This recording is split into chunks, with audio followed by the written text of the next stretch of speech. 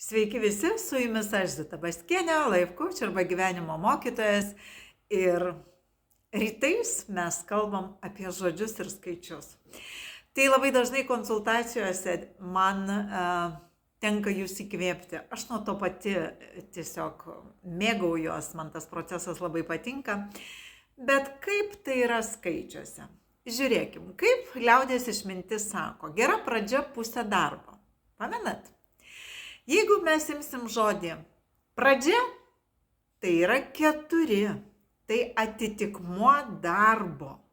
Todėl pradžia visada sunki, todėl pradžioje darbas yra gerai, mums reikia parodyti, ką mes mokam, kiek mes pastangų galim atiduoti, kiek mes esam profesionalūs, todėl pradžia visada darbas.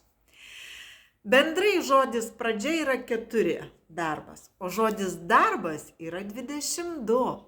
Jis turi atvesti jūs į laisvę, į veiklą.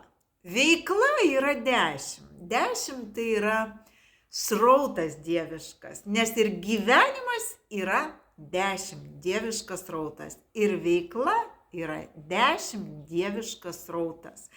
Todėl darbas tik pradžioje yra gerai. Jis visada lieka kaip dalis proceso, bet jis turi išeiti į veiklą.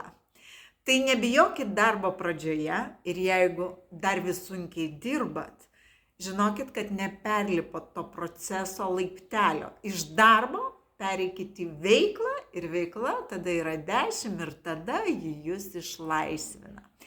Tai darbas pradžioje. Gera pradžia, pusė darbo. Toliau veikla. Ačiū Jums.